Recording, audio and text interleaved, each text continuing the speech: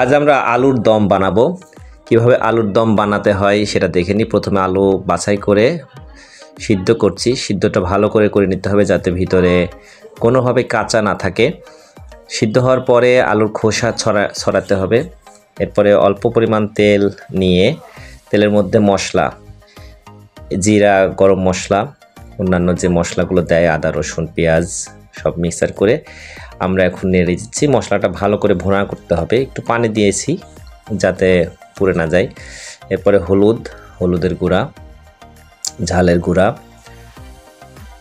একটু নেড়ে দিতে হবে যাতে ধরে না যায়। জালটা একটু কম দিতে হবে, কমিয়ে রাখতে হবে। সজের গুঁড়া,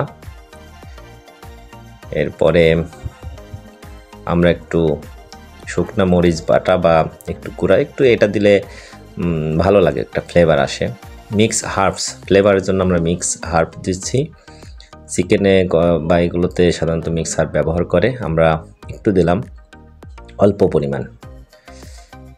এরপরে আমরা একটু মাখা হয়ে গেলে গোলমরিচের গুঁড়া দিচ্ছি। গোলমরিচের গুঁড়া দেওয়ার পরে নেড়ে দিবেন। যারা বাসায় বাচ্চা সহ খাবেন তারা খেয়াল রাখবেন যে একটু ঝাল যাতে কম হয়, বাচ্চারা যাতে খেতে পারে।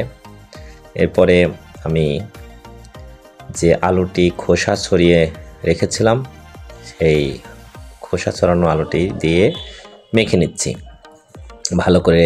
সব মশলা যাতে সবগুলোর সাথে সমানভাবে লাগে সেদিকে খেয়াল রাখতে হবে। তবে বেশিক্ষণ রাখা যাবে না যাতে ধরে না যায়, পুড়ে যেতে পারে। মশলা পুড়ে গেলে তিতা হয়ে যাবে। তো আমরা কিছুক্ষণ অল্প জালে নেড়ে নিলাম। মশলাটা গায়ের সাথে লেগে গেল। এরপরে আমি পানি দিয়ে দিলাম। পানিটা গরম করে রাখবেন যাতে ঠান্ডা পানিতে মশলার গুণাগুণ নষ্ট না হয়। পানি দেওয়ার পরে একটু সিদ্ধও হবে এবং ভিতরে মশলা যাবে।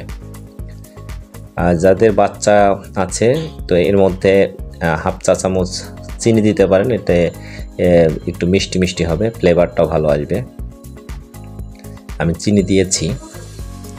যখন মশলা দিয়েছি তখন মাখা হয়ে গেছে, বেশ রসালো মনে হচ্ছে, আসলে হয়ে গেছে।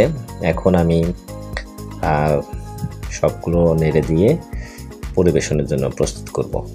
এই তো হয়ে গেছে, আমি পরিবেশনের জন্য প্রস্তুত করলাম।